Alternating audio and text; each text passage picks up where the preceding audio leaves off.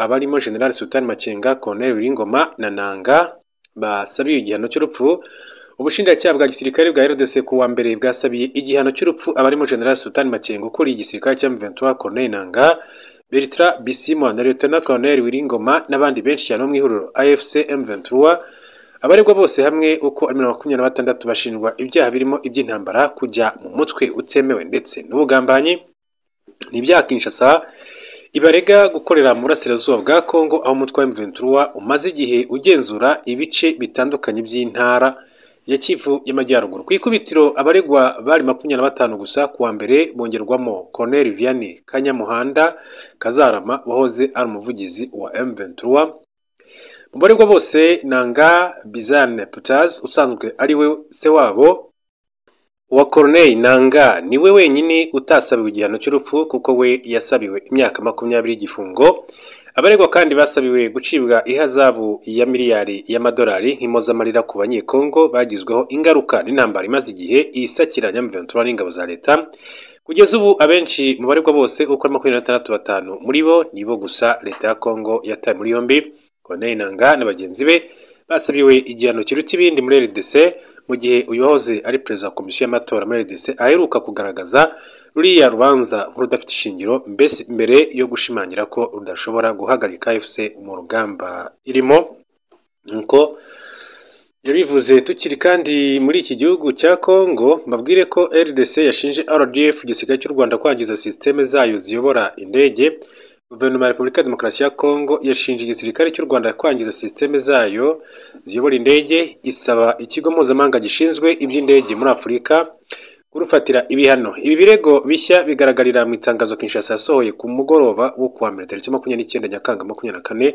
Yavuze ko ukwinjirirwa guteje akaga kwagaragaye muri systeme za GPS z'indege. Iryo hungabana byatejwe n'ibitero bya jamming, no kuvuga guhagarika itumanaho ry'indege, ndetse na spoofing, kwitirira abayobora indege, riri kugira ingaruka mbi ku ngendo z'indege muri Kivu y'Amajyaruguru, by'umwihariko muri Beni, Butembo, Kibumba na Kanyabayonga. RDC iravuga kandi ko ibi bikorwa bihungabanya cyane umutekano w'ubwikorezi bwo mu kirere, ikindi ngo bikaba bigira ingaruka ku ndege zose zirimo iby'ubucuruzi, uko byatangajwe na Minisitiri Patrick Muyawe usanzwe ari umuvugizi wa guverinoma yayo. Uyunzemo ati iyi jammings zihishwe inyuma n'ingabo z'u Rwanda RDF ndetse na M23 bakorana. Ibyo avuga ko bigaragazwa n'iperereza ryakozwe n'inzego zibifitiye ubushobozi. Kugeza ubu u Rwanda ntacyo ruratangaza kuri ibirego bishya bya RDC. Ibirego icyakora bije byongera ku bindi byinshi cyane Kinshasa yagiye ishinja u Rwanda, bikarangirira biruteye utwatsi. Leta Zunze Ubumwe za Amerika yatangaje ko izohereza amadolari agera kuri miliyari 1 na miliyoni 700 agenewe gufasha Ukraine, harimo ibikoresho bya gisirikare, ibisasu bikingira misile zo mu kirere, ibirasa za burende n'ibirasa amato y'intambara. Iyi mfashanyo yatangajwe ejo kuwa mbere irimo ibikoresho bingana na miliyari 1 na miliyoni 500 z'amadolari azatangwa mu gihe kirekire binyuze muri gahunda yashyiriweho gufasha kugarura umutekano muri Ukraine. Indi mfashanyo ingana na miliyoni 200 z'amadolari ya Amerika izahita itangwa binyuze mu bikoresho bivuye muri Minisiteri y'Ingabo ya Amerika. Iyi mfashanyo y'ibikoresho bya gisirikare ije hashize ibyumweru birenga gato 2 inama y'umuryango wa OTAN wo gutabarana hagati y'ibihugu by'Uburayi na Amerika ibereye i Washington. Abari bayirimo bibanze ku kwihutisha imfashanyo zigenewe Ukraine. Minisitiri w'intebe w'Ubutaliyani Giorgia Meloni ejo yatangaje ko Ubushinwa bufite uruhare rukomeye mu gukumira ubushyamirane mu mahanga. Yabitangaje igihe yabonanaga na Perezida w'Ubushinwa Xi Jinping. Fidel Niyongabo arakomeza. Giorgia Meloni ari mu Bushinwa mu rugendo rw'iwe rwa mbere muri icyo gihugu kuva ashitse ku butegetsi haraheze hafi y'imyaka 2. Yemeye gusubira kunagura imigenderanire n'Ubushinwa yatosekaye mu mpera z'umwaka urangiye. Meloni yavuze ko umutekano utera uhungabana kurushiriza makungu.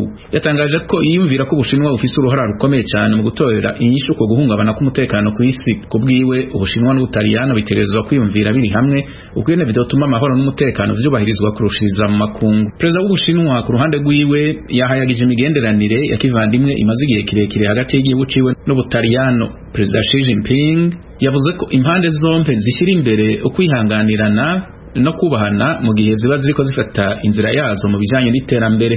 mu biganiro yagiranye n'umushikiranganje wa mbere w'Ubutaliyano, umushikiranganje wa mbere w'Ubushinwa Li Qiang yatangaje ko igihugu ciwe cifuza gukomeza kurushiriza imigenderanire yacu n'Ubutaliyano. Tugarukiye ku mugabane wa Afrika, muri Republika ya Demokarasi ya Kongo, umushinjacyaha yasabye abantu 25 igihano cy'urupfu. Bose bararegwa kuba mu mutwe w'inyeshyamba za M23 zirwanya ubutegetsi bwa Kongo.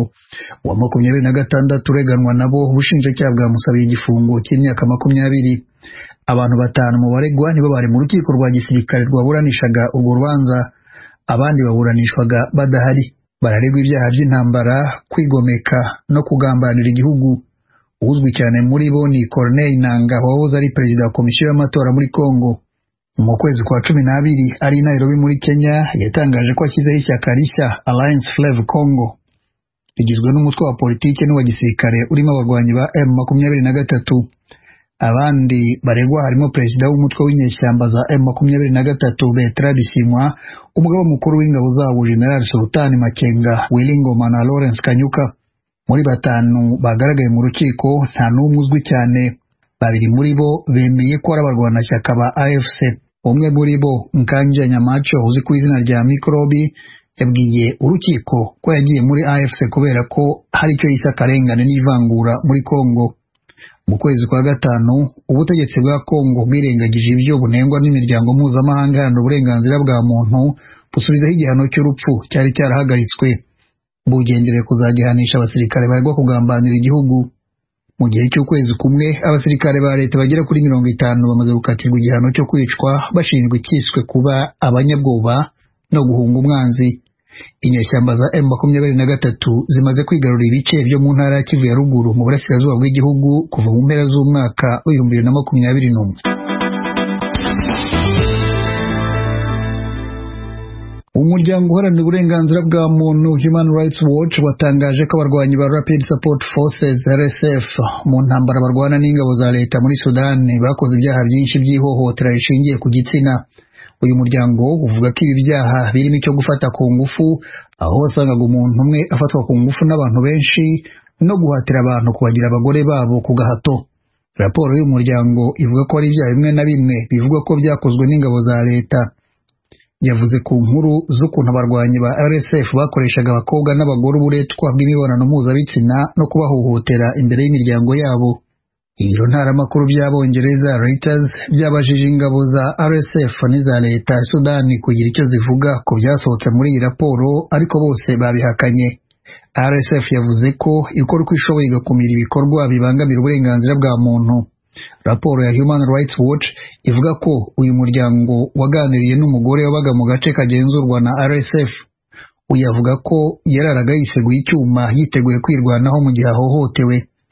Umwe mu baforomo yavuze ko abarwanyi ba RSF bakundaga kubagwa gitumo bashakisha hari abagore n'abakobwa. Iyi raporo ivuga ko abarokotse ibyaha benshi bagerageza gukuramo inda ariko bagahura n'inzitizi. Iyi raporo kandi ivuga ko abahungu n'abagabo nabo bafashwe ku ngufu n'inyeshyamba za RSF.